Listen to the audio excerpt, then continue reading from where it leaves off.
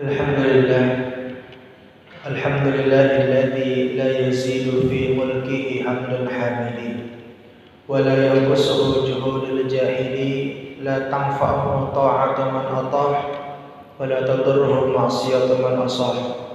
Ashhadu an la ilaha illallah wahdahu la syarika lah wa ashhadu anna Muhammadan abduhu wa rasuluh la nabiyya ba'dah. Allahumma salli wa sallim wa barik wa karrim ala khatamin nabiyyin wa imamil mursalin nabiyyina Muhammadin wa ala alihi wa sahbihi wa junudihi wa ansarihi ila yaumiddin. Fa ya ayyuhan nas ittaqullah, usini nafsi wa iyyakum bittaqwallah wa bi ta'ati Rasulillah sallallahu alaihi wasallam. Yaqulullahu ta'ala fi muhkamati tanzilih wa huwa a'lamu bi muradih.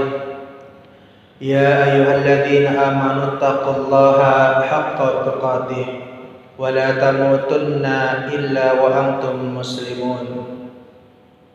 Wa yaqulullahu ta'ala fi ayatin ukhra wa ma hadhil hayatud dunya illa lahu wa la'ib wa inna daral akhirata lahiyal hayawan law kanu ya'lamun. Wa qala nabiyukum Muhammad sallallahu alaihi wasallam, al-kais man dana nafsahu wa amila lima ba'dal maut, wal ajiz man ittaba'a nafsa hawaha wa tamanna 'ala Allah.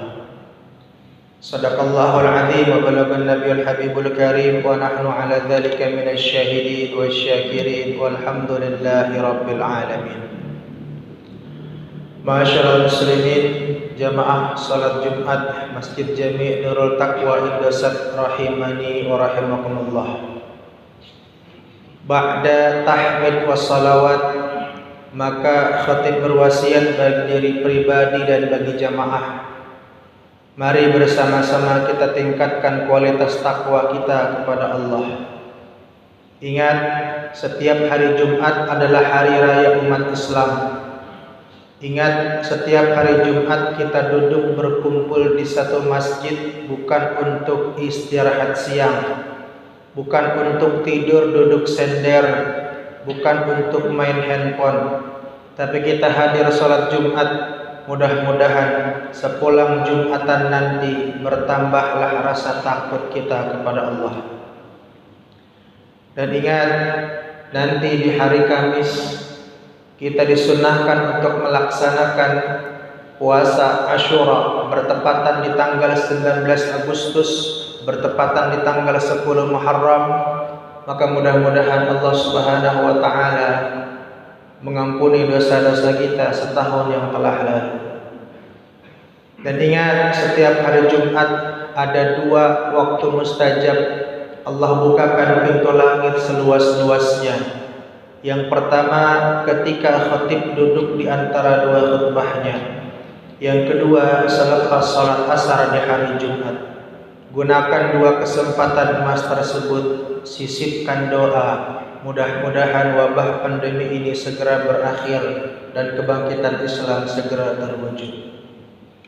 Ma'asyiral muslimin rahimani wa rahimakumullah. Pada mukaddimah tadi kami menyampaikan firman Allah Subhanahu wa taala, surah Al-Ankabut, surah yang ke-29 ayat 64. Di sana Allah Subhanahu wa taala berfirman, a'udzu billahi minasyaitonir rajim, wa ma hadhil hayatud dunya illa lahu wa la'ib. Dan sesungguhnya segala remeh-temeh urusan dunia ini hanyalah permainan dan senda gurau semata. Jangan terlalu serius memikirkan urusan dunia yang tidak kita bawa mati. Wa inna daral akhirata lahiyal hayawan. Dan ingat, sesungguhnya negeri akhirat adalah hak, adalah ibadah kepada Allah Subhanahu wa taala, urusan yang harusnya kita perhatikan.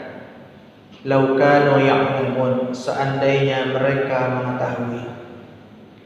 Ma'asyiral muslimin rahimani wa rahimakumullah.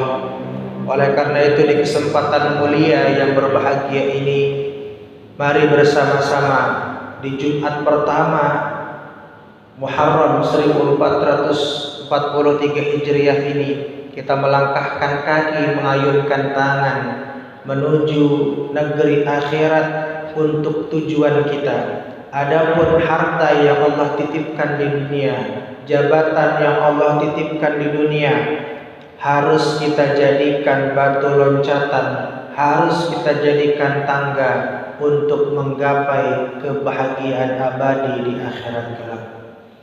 Jangan sampai kita menjadi orang yang hamba dunia, budak dunia, diperbudak oleh urusan dunia semata.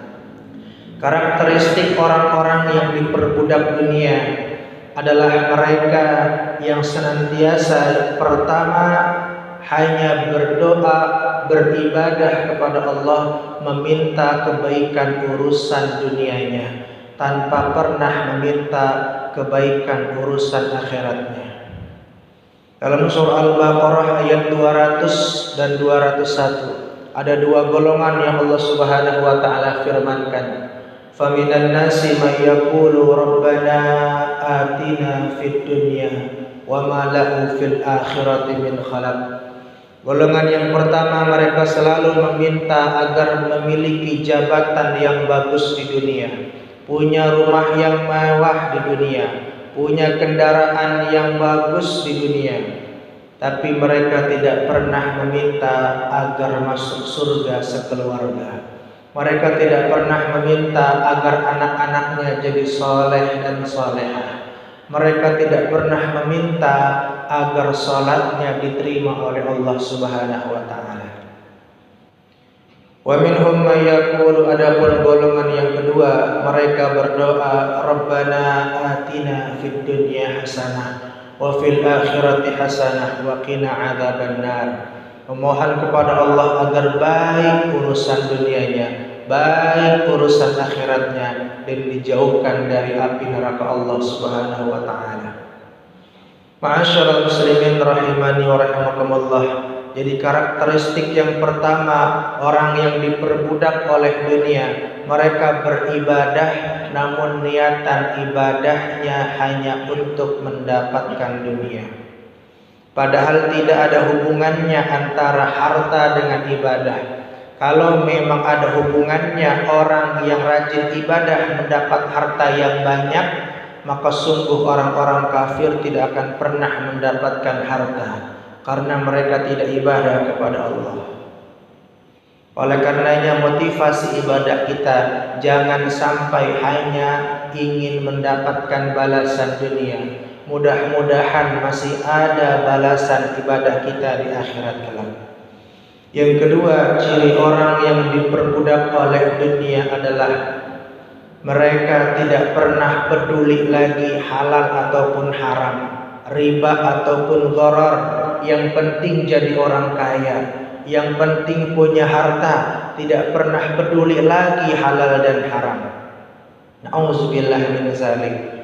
Karenanya Allah Subhanahu wa taala berfirman, Al-Baqarah ayat 278, agar kita berhenti untuk melakukan perbuatan riba.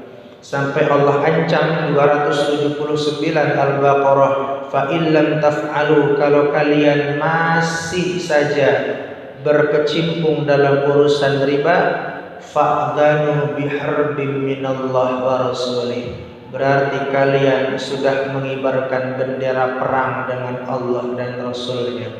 Kalau kita sudah berperang dengan Allah, berperang dengan Rasul, tidak ada kata menang.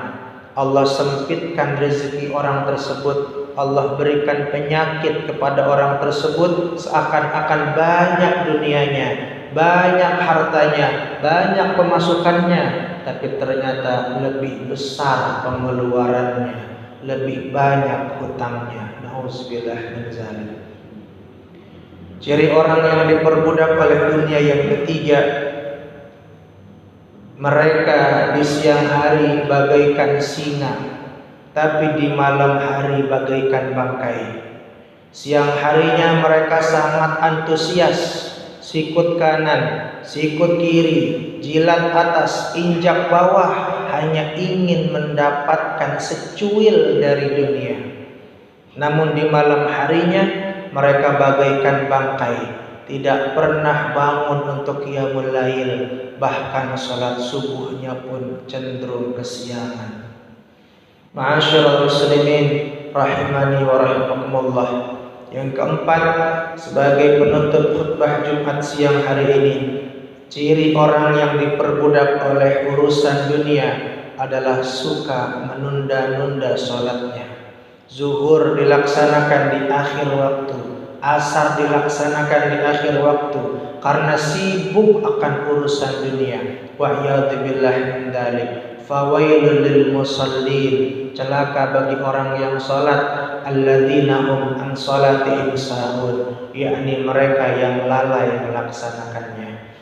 Maka Rasul sallallahu alaihi wasallam bersabda, al-kais, orang yang cerdas, mandana nafsahu wa amila lima ba'dal maut. Orang yang cerdas itu orang yang selalu mengevaluasi dirinya. Kekurangan bacaan Qur'annya apa, kemudian dia belajar. Kekurangan fikihnya apa, kemudian dia belajar. Sering mendatangi majelis ilmu, sering mendengarkan Zoom meeting oleh para ulama. Wa tamanna 'ala Allah, al-kais mandana nafsahu wa amila lima ba'dal maut, dan mereka mengerjakan segala sesuatu untuk bekal setelah kehidupan ini berakhir. Wal ajiz, sedangkan orang-orang yang tidak cerdas, orang-orang yang lemah, manittaba'a nafsa hawaha, mereka yang hidupnya hedonisme, mengikuti gaya hidup. Semakin banyak gayanya, semakin besar tekanan hidupnya. Wa tamanna 'ala Allah, jauh dari Allah, namun mereka berandai-andai mendapat ampunan dari Allah. Mudah-mudahan kita tidak termasuk orang yang diperbudak oleh dunia.